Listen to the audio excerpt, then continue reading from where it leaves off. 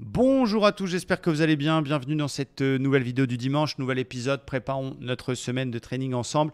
Très heureux de vous retrouver. Il est 18 h chez vous, dimanche 21 août. Et on y va pour faire un point un petit peu sur les niveaux et voir ce qui pourrait se passer, quels seront les niveaux que je vais surveiller. La semaine prochaine, très rapidement, je reviens sur ma semaine.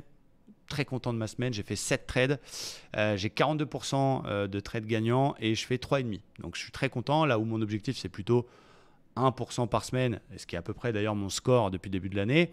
Là, je suis très bien, donc je suis assez content. Donc voilà, on est allé sur des beaux setups, des setups qui ont fonctionné, un bon taux de succès. Donc tous les trades sont là, les petites notes que vous pouvez voir. C'est le vendredi après-midi, on fait le débrief, c'est-à-dire que je reprends tous les trades que j'ai fait. Et d'ailleurs, ils sont tous faits en direct au passage. Et on les décortique. Est-ce que je suis bien rentré? Est-ce que je suis bien sorti? Est-ce que j'aurais pu faire mieux? Est-ce que j'ai bien placé mon stop, etc. Donc on leur met des petites notes de 1 à 5. Donc là, cette semaine, voilà, je suis content. Peu de trades, parce que 7, c'est pas beaucoup. Attention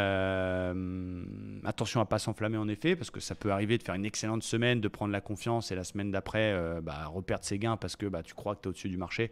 Évidemment, ce qui est moins mon cas avec l'expérience, mais faire attention quand même.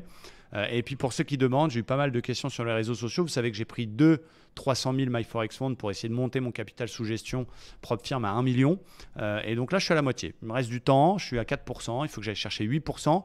Si jamais j'y arrive pas, mais que je suis positif, je peux avoir une prolongation d'un mois. Donc je stresse pas, je vais y arriver, je vais aller les chercher. Mais voilà, ils sont tous les deux à peu près à 12 000 dollars de profit. Donc c'est cool. On va continuer comme ça et on va aller chercher ce million sous gestion. Ça serait cool. En tout cas, on va se concentrer un petit peu sur les indices. On va commencer sur le Dow Jones. Dow Jones, donc, qui est, alors encore une fois, c'est une analyse technique. Ce n'est pas une boule de cristal qui a pour but de prédire ce qui va se passer. Vous connaissez l'analyse technique, on détecte des niveaux. Et c'est ça, je pense, son job. Ce n'est pas de deviner si ça va monter ou descendre. C'est plutôt d'essayer de détecter les niveaux sur lesquels il faut agir et savoir quoi faire sur les bons niveaux. Moi, ce que je vois, c'est qu'on est toujours quand même plutôt en tendance haussière. On est au-dessus des moyennes mobiles. Il a cassé 61,8 qui était 33 200 de la dernière petite accélération baissière. Ça a été pété. Ça n'a pas encore été trop baqué. Et il s'est offert le luxe de casser une oblique. Mon scénario, c'était celui-là. C'était plutôt une petite consolidation jusqu'à ces niveaux-là. Peut-être l'oblique dans un premier temps, voire un excès sur 61,8. Et tant qu'on va rester au-dessus de ce niveau-là, les 33 200, je vais plutôt chercher à payer ce repli-là. C'est-à-dire que je vais travailler des mouvements de rebond dans le sens de ce qui se passe sur des setups à l'achat, type des bulles haussières, type des cassures d'OPR par le haut ou des réintégrations d'OPR, type des petits W, ce genre de choses. Donc, c'est un peu mon scénario qui se réalise. En 4 heures, on voit bien cette belle fourchette d'Andrews que vous voyez à l'écran, qui est un indicateur intéressant. Vous le tracez avec 3 points de contact qui se suivent. On dit consécutifs qui se suivent. 2 points bas, 1 point haut pour avoir cette fourchette. Et à quoi on voit qu'une fourchette est plutôt bien tracée? C'est quand la médiane, elle a plein de points de contact. Elle est touchée plein de fois. Donc là, on voit bien la médiane. Ici en rouge, elle a été plusieurs fois résistance. Et donc, on a un petit peu un mouvement haussier avec des petites consolidations à l'intérieur comme ce qu'on est en train de vivre. Mais un mouvement qui est encadré entre une résistance oblique et un support, donc qui est l'intermédiaire de la fourchette. Donc en fait, le flux 4 heures, pour l'instant, il est toujours haussier et c'est ça qui me fait privilégier les achats. Bien évidemment, si jamais ça se retourne et qu'on a la 20 qui croise la 50, ça voudra dire que le marché et le dos, il est repassé sous sa zone des 61,8. Donc là, j'arrêterai d'acheter. Mais voilà, je m'attendais, et c'est un petit peu ce que je surveille, à un petit throwback sur ces zones-là. Donc je vais surveiller 2 zones en priorité. La zone ici vers 450 qui est l'oblique violette que je vous ai montré juste avant et les 200 qui est le niveau 61,8. Alors bien sûr, les plus expérimentés, tant qu'on est en flux correctif 1 heure, tenteront peut-être des petites ventes pour aller chercher ces zones-là. Mais le plus prudent, le plus patient, il va attendre tranquillement de voir ce qui va se passer si ça corrige bien sûr sur les niveaux ici. Et il va tenter les petits achats à condition d'avoir des signaux. Évidemment, ça peut aussi repartir sans aller chercher ces zones-là. Et il peut repasser au-dessus d'une petite polarité qu'on a tracée ici, qui a été support plusieurs fois, puis résistance.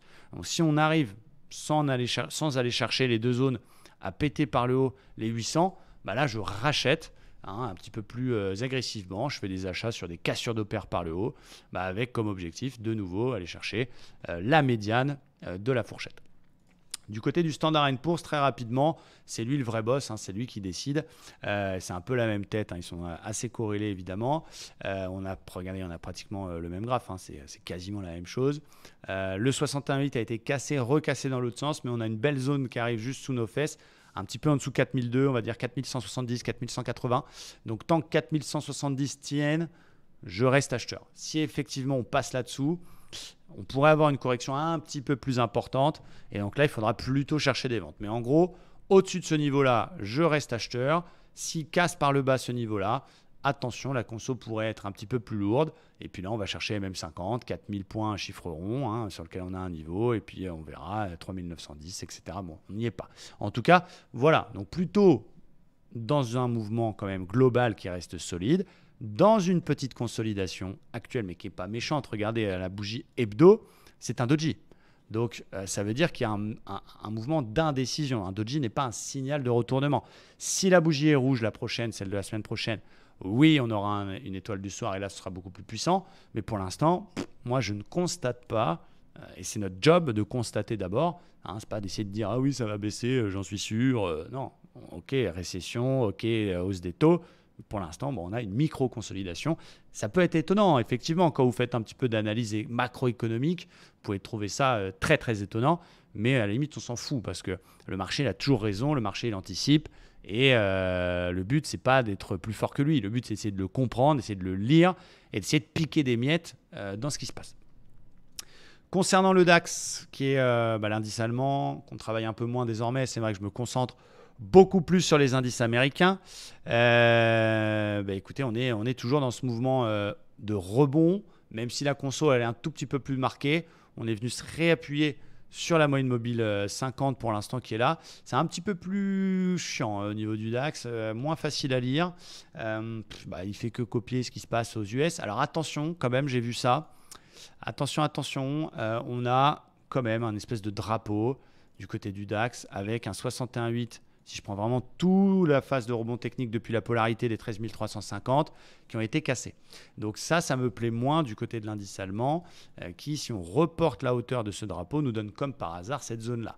Donc attention, il ne faut pas vendre là parce qu'on arrive sur un niveau quand même assez un petit peu important. Mais si ça casse ça, si ça casse les 480, forte probabilité d'aller rechercher les 300, 320. Donc attention à bien surveiller ça pour lundi, qui est une zone sur laquelle on peut aussi rebondir. Mais voilà, je serais un petit peu plus vendeur court terme quand même sur le DAX par rapport aux indices américains, même si le Standard & Poor's prend 2%, le DAX il va rebondir fort. Mais la tronche du graphique me plaît un peu moins, donc attention. Il y a peut-être une petite vente à jouer si on casse les 480 demain matin pour aller chercher les 350 et puis faire le reverse sur les indices américains l'après-midi à l'achat. Pourquoi pas? C'est un petit peu ce qu'on peut imaginer. On va regarder rapidement le gold. Le gold qui a échoué son rebond. On avait entamé un beau rebond sur une zone qui était quand même sympa, un petit peu au-dessus de 1700, qui avait été support plusieurs fois. Il a fait semblant de repartir, mais comme le dollar est quand même assez fort, est assez solide, et que le gold est coté en dollars, ça pèse sur sa cotation. Donc il a un petit peu redonné son rebond technique et on a un non-croisement 20-50 ici qui est quand même assez puissant. Donc moi je pense quand même à un retour retest de ce niveau 1700, 1710 qui est un niveau quand même assez important. D'autant, voilà, on a un setup qui peut arriver bientôt. Si je prends tout le mouvement haussier ici, on arrive sur un 61,8 bientôt que je surveille attentivement. 1750, ça pète. Je fais un petit short sur le pullback. Je vais chercher les 100% sur 1700. Donc ça, je vais surveiller ça. Ce n'est pas pour tout de suite, mais c'est un setup que je surveille pour la semaine prochaine. On regarde un petit peu le Forex parce qu'il y a 2-3 petites choses qui sont intéressantes du côté du Forex. Je vous avais présenté l'USD-CNH il y a quelques semaines, rappelez-vous, avec ce joli fanion. Il est en train de partir comme une balle. Il a été cassé, pullbacké plusieurs fois. Et puis hop, ça y est, c'est parti. Je crois même qu'il a cassé le précédent plus haut qui est ici. Donc, je vais essayer de rentrer dedans. Pourquoi pas tenter un truc un petit peu agressif avec un stop un peu court sous la zone pour essayer d'aller chercher une continuation. On a le niveau 7, chiffre rond qui est là, qui m'intéresse. Et puis, l'objectif du fanion qui nous donne les 7,20. Donc là, on a un truc un peu agressif. Un petit peu plus prudent, ça va être de tenter, pourquoi pas, s'il y a un mini pullback sur la zone cassée, essayer de tenter un achat avec comme objectif l'objectif du fanion. C'est pas complètement débile, c'est un niveau qui a déjà été touché en 2020, c'est l'objectif de la hauteur du mât reportée avec un stop sous le plus bas, c'est un petit peu plus pépère, on a un peu plus de marge. Mais vous savez, grâce au money management, peu importe le stop, hein, on vous apprend ça dans la formation, dans l'école Livestream Trader. C'est pas combien de stops, plus il est court, moins je perds. Non, on adapte sa taille de position pour perdre la même chose qu'on ait un stop comme ça ou un stop comme ça. Bien sûr, plus le stop est court, plus on a une taille grosse et plus on gagne si ça marche.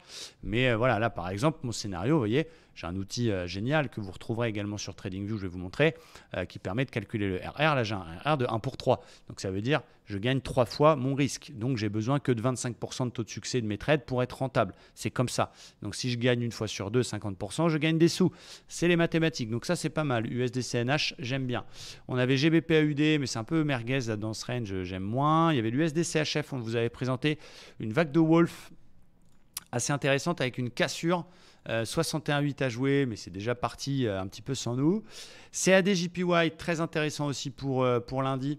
Le 61,8 de la dernière baisse qui m'intéresse beaucoup. Il y avait d'ailleurs une petite divergence, je la vois ici tout en bas. Je vais passer à l'achat lundi, surtout si on casse les 105,44 pour aller me chercher les 100% avec un stop sous les 50. Donc ça, c'est un plan système, méthode, c'est exactement ce qu'on fait.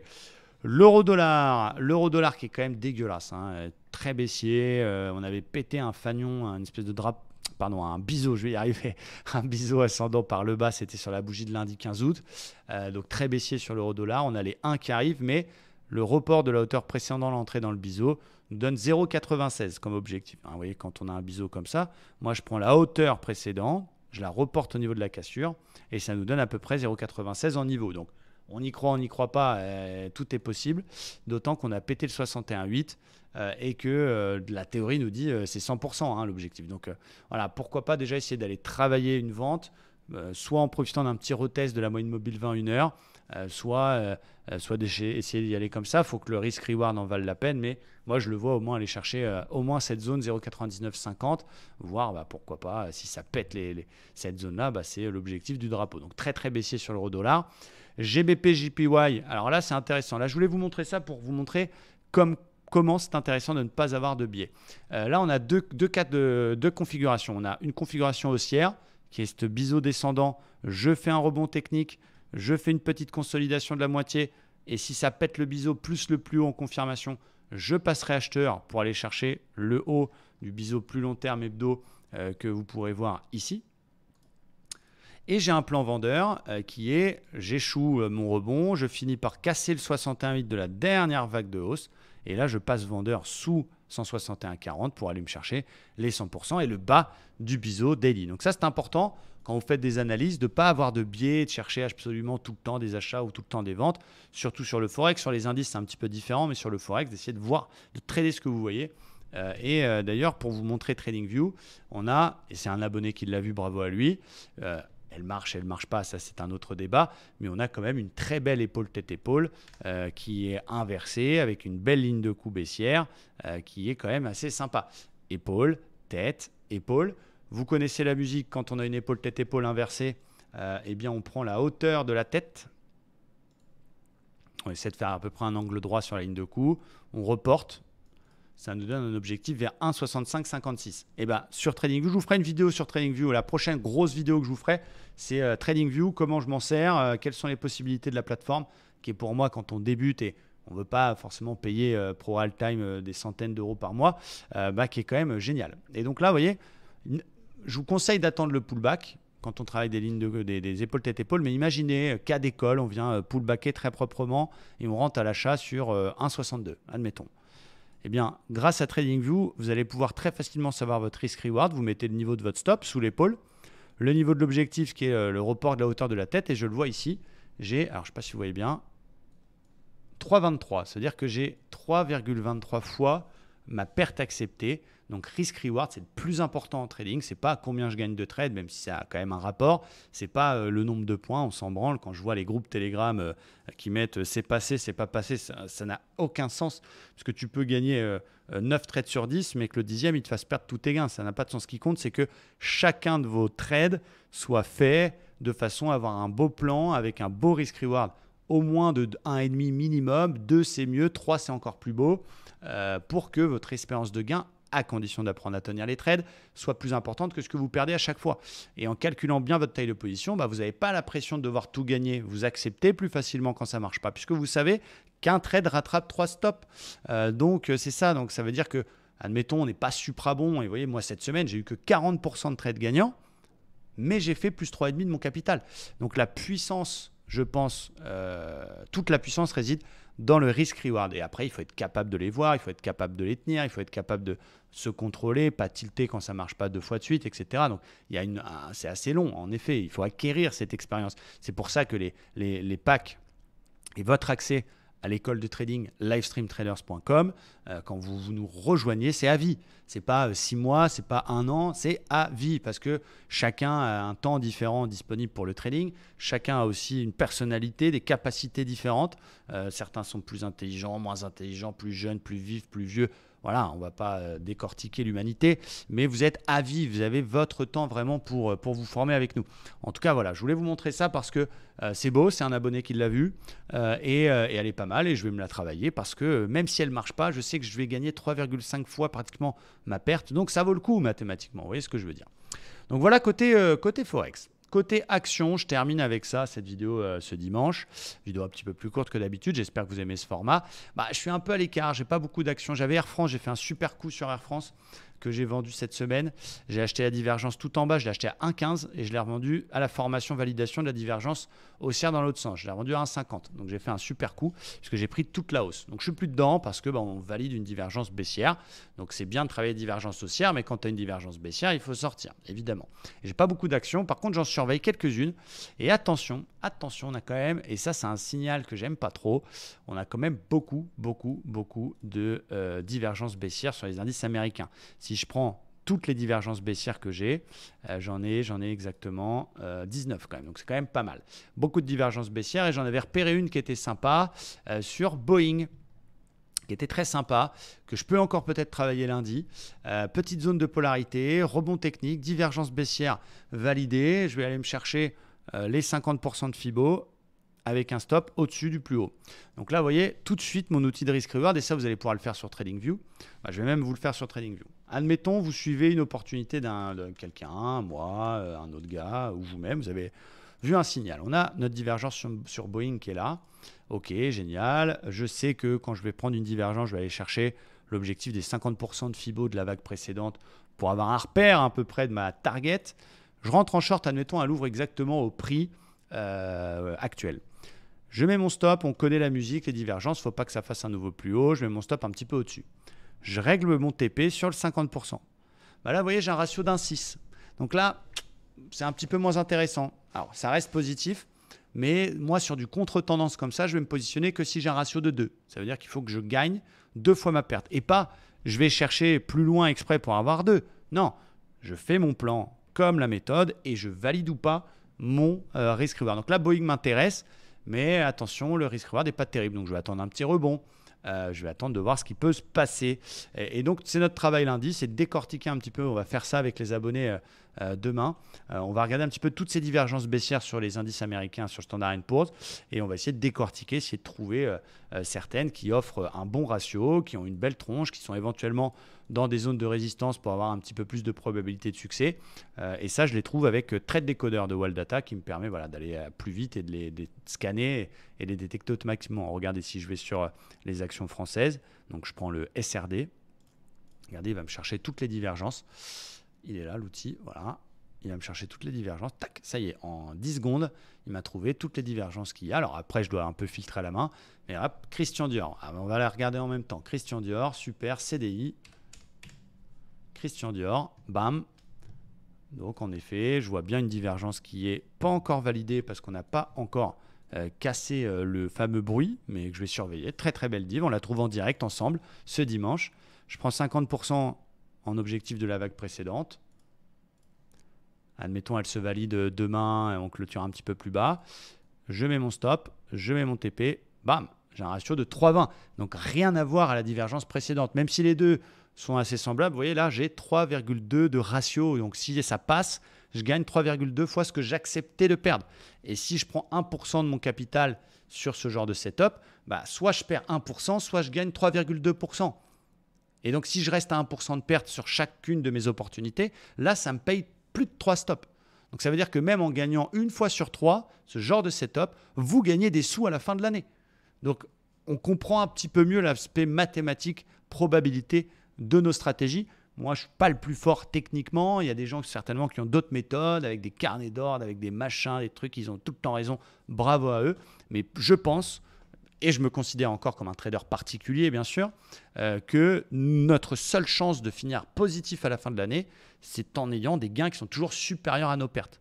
Et donc, quand j'ai des ratios de 2, je dois gagner 33% pour être break-even. 34%, je suis positif. Alors même s'il y a une mauvaise série qui peut tomber, même s'il y a un trade qui peut prendre un gap aussi, mais c'est mathématique. Et donc ça, vous apprenez à le faire avec nous. Et derrière, encore une fois, apprendre à être sélectif, apprendre à des règles, comme je vous ai fait dans la vidéo qui a très bien marché. D'ailleurs, je vous en remercie, pratiquement 30 000 vues en un mois. Merci, sans aucune pub, ça fait plaisir. Et puis voilà, on a trouvé, on va regarder Christian Dior. Donc on va chercher ça, donc pas trop acheteur sur les actions. On verra ce qui va se passer avec ce rebond technique. Et donc pourquoi pas, s'il perdure, prendre une ou deux actions en short pour essayer de travailler ça. Christian Dior qui est shortable, bien évidemment. Je termine cette petite vidéo du dimanche avec le Bitcoin. Donc Bitcoin, je vous ai dit, ça fait 2-3 mois que je vous dis attention. Attention, le BTC, il est en phase de baisse. Yes, en effet, la zone de l'ancien record 2017, c'est à peu près l'époque où on avait vu une vidéo de Nabila. Mais ce n'était pas pour ça que ça avait baissé. Hein. C'était juste, c'était comme ça, c'est un hasard. C'est moi qui l'ai fait, donc je sais. Mais en tout cas, on a vu que cette zone, elle avait tenu. Donc c'est une polarité, ça s'appelle. Ça a été résistance, c'est support. Normal, tout le monde l'a vu cette zone. Même ma grand-mère qui regarde jamais les graphiques, elle m'en a parlé. Elle m'a appelé au téléphone la dernière fois, elle m'a dit: tu l'as vu la zone des 19 000? Mamie, bien sûr. Tout le monde l'a vu cette zone. Donc c'est normal qu'il y ait une réaction. À un moment donné, c'est auto-réalisateur. Il n'y a pas que toi sur TradingView qui voit des niveaux. Tout le monde les voit. Donc si tout le monde voit un support et que tout le monde veut acheter le niveau, c'est normal que ça rebondisse. Quoi qu'il en soit, il y a quand même un énorme coup de pression la semaine dernière, ou cette semaine, pardon, sur le Bitcoin qui reste en tendance baissière. Et ce non-croisement 20-50, ou ce tout petit faux croisement, j'aime pas trop. Ce canal-là, j'aime pas trop. Moi, c'est simple. Ça fait 2 mois que je vous dis, achetez pas de crypto tout de suite. Attendez un peu plus bas. L'objectif du double top et le support très long terme en violet qui passe vraiment par tous les plus bas. D'ailleurs, c'est le niveau sur lequel j'ai fait mon coup d'une vie, où j'ai acheté mes bitcoins à 3800 $. C'était là-dessus. Donc, c'est le niveau que j'attends. Donc après, il peut me faire mentir, il peut tout repéter. Et quand il sera vert, quand il sera en tendance haussière, comme ici, vert, je changerai d'avis. Mais je vous dis, attendez ce niveau-là. 9000, 8005, 10 000 symboliques, c'est une belle zone. Alors quand on fait du long terme, on n'est pas, c'est bête de dire ça, mais on n'est pas à quelques centaines ou milliers de dollars près, qu'on l'achète à 9000 ou à 10 000. Si on veut le garder pour plusieurs années, on accumule. Voilà, mais c'est une zone que je surveille. Là-dessus, oui, alors j'avais dit, c'est vrai, j'avais dit 20 000, je mets la maison. C'est sûr, on était à 70. À aucun moment, personne n'imaginait qu'il redescendrait à 20 000. Mais force est de constater qu'il est là. Là, cette zone, elle tient pour l'instant et elle n'est pas cassée. Mais donc, il y a quand même un espoir que je me trompe. Mais s'il passe sous cette zone, qui a 1 fois, 2 fois, 3 fois été support, là, c'est ici quasi sûr. Alors, rien n'est sûr, mais vous comprenez ce que je veux dire. Techniquement, en tout cas, forte probabilité. Donc, moi, j'attends. Pour l'instant, j'attends. Donc, je sais que voilà, beaucoup vous recommandent d'acheter des cryptos, tout le monde veut faire le coup. Alors le pire, c'est ceux qui ont raté la première hausse, 2016-2017. À 20 000, ils se sont mis à acheter, c'est parti à 3 000. Ils ont raté la deuxième vague, ensuite 3 070. Et là, ils cherchent à refaire le coup, parce qu'ils se disent ça va se repasser comme ça. Mais on n'en sait rien. Cela dit, effectivement, le but du jeu, c'est de l'acheter le moins cher possible. Moi, j'attends cette zone-là. J'attends ce niveau-là et on verra s'il y va. Peut-être pas, mais s'il y va et qu'il y a un signal, on saura le dire, on saura le faire, on saura l'acheter. Donc je vous conseille, c'est mon avis, de rester prudent, de ne jamais faire d'all-in, de jamais mettre la maison sur une crypto, une action, un trade, quoi que ce soit, à essayer de faire le coup, ça ne sert à rien. Soit vous aurez un gros coup de chat et effectivement vous gagnerez beaucoup d'argent, comme il y en a plein, il y a plein d'histoires comme ça. Mais voilà, Vaut mieux travailler prudemment, avec des petites positions, accumuler, faire des belles choses, apprendre à diversifier, apprendre à trader, diversifier ses revenus, un petit peu de crypto, un petit peu d'actions, un petit peu de forex, les propres firmes géniales qui vous permettent d'accéder à du capital. Encore cette semaine, on a des abonnés qui ont été financés sur du 100 000, sur du 200 000. On avait compté, on doit être à 7 ou 8 millions de dollars financés dans notre communauté. Donc c'est quand même plutôt pas mal et même très génial, je veux dire. Ça vous permet de pouvoir trader demain sur 50 000, 100 000, 200 000, 300 000 dollars de capital et de faire des retraits qui ont de la gueule. Je veux dire, quand tu retires 5, 6, 7, 8 000 balles sur 300 000. Vous voyez, par exemple, moi, je me passe 200-300 000 en plus. Pourquoi? Pour que j'ai sous propre firme 1 million. Mon objectif, il est d'1% par semaine. Ça, c'est ce que j'ai dans ma tête. C'est ce que je fais. D'accord? Mais je vais même me baser, admettons, sur 2% la semaine. 2% par mois, pardon. Demain, tu accèdes à 1 million. Je ne te dis pas demain, mais un jour. Tu t'es formé, ça fait 2, 3, 4, 5 ans que tu traites, tu es monté crescendo, tu as commencé le 50 000, le 100 000, le 200 000, tu les accumules. Demain, tu as 1 million de dollars. Ce qui est le cas de pas mal de personnes et ce qui est le cas de plusieurs membres de notre communauté qui accumulent du capital sur 2, 3 propres firmes différentes. Tu fais 2% par semaine. Ça fait 20 000. Par mois, pardon, je vais y arriver. Ça fait 20 000. Alors même si la propre firme elle gagne 20% de ça, c'est incroyable. Alors, le dire, c'est facile et c'est tout le temps. Non, il y a 95% de gens qui échouent ça. Mais pourquoi? Parce qu'ils font n'importe quoi. Ils y vont sans méthode. Ah, j'ai le droit le 200 000, j'ai le droit de perdre 10 000. Ok, all-in. Il n'y a pas de stratégie, il n'y a pas de gestion mentale. Et on m'a demandé de faire une vidéo sur la gestion mentale, sur ce que moi j'ai mis en place pour éviter de tilter. C'est ce qu'il y a de plus important, encore même plus important que n'importe quel autre conseil que je peux vous donner, d'apprendre à gérer ses émotions. Donc c'est loin d'être facile, sinon il n'y aurait pas autant de perdants et d'échecs. Mais parce qu'il y a beaucoup de gens qui font n'importe quoi. Et bizarrement, le trading, c'est quand même un truc de ouf parce que vu que c'est super accessible, que n'importe qui peut ouvrir un compte de trading et maintenant n'importe qui peut accéder à du capital important, les gens confondent facilité d'accès et facilité de trading. Et vous les premiers, ou beaucoup d'entre vous, j'en suis certain, se sont dit, non, je ne vais pas m'offrir l'expérience d'un gars qui sait de quoi il parle. Non, je vais essayer tout seul. Vous allez déposer quelques centaines, quelques milliers d'euros, essayer avec YouTube, avec machin. Alors c'est vrai qu'il y a des infos, c'est vrai qu'on peut se former tout seul, il y a beaucoup de contenu. Le problème de quand on se forme tout seul, c'est pas la qualité de ce que vous êtes en train de lire, c'est est-ce que vous êtes en train de bien l'assimiler. Et donc en général, le trading, beaucoup de gens essayent tout seul. Et c'est une fois qu'ils se sont rendus compte, parce qu'ils ont perdu beaucoup d'argent, que tout seul c'était compliqué, là il faut se former. Moi, je pense que c'est plutôt l'inverse qu'il faut faire. Alors après, c'est normal, on a tous le même parcours. Moi, le premier. Moi aussi, j'ai commencé tout seul dans mon coin. Je ne vais pas vous mentir, vous connaissez l'histoire. Mais si je peux vous éviter ça, je ne dis pas il n'y a que Livestream, il y a plein d'autres trucs sympas. Mais à un moment donné, prenez le temps de regarder des vidéos, prenez le temps de vous former avec des gens avec qui vous avez un bon feeling et qui font ce qui vous enseignent. C'est toujours pareil. Moi, pourquoi je trade en direct? Je sais que des fois, je perds. C'est comme ça. Mais je fais tous les jours du direct. Ça fait 5 ans que tous les jours, je trade en direct devant vous en réel. Les propres firmes, le 50 000, le 200 000, là, les 600 000, je les passe devant vous. Je suis transparent, je monte tout, je fais des journaux de trading. Parce que j'estime que quand tu enseignes le trading à quelqu'un, le moindre des choses, c'est de lui montrer. C'est comme un coach sportif. Bon, j'en ai besoin, j'avoue. Mais si demain, je prends un coach sportif, je vais pas prendre j'ai rien contre les personnes en surpoids, mais c'est pour l'image. Je vais pas prendre quelqu'un qui est un peu balèze, un peu bouboule, qui me dit vas-y, va à la salle, je te donne des exercices, tu me rediras, vas-y.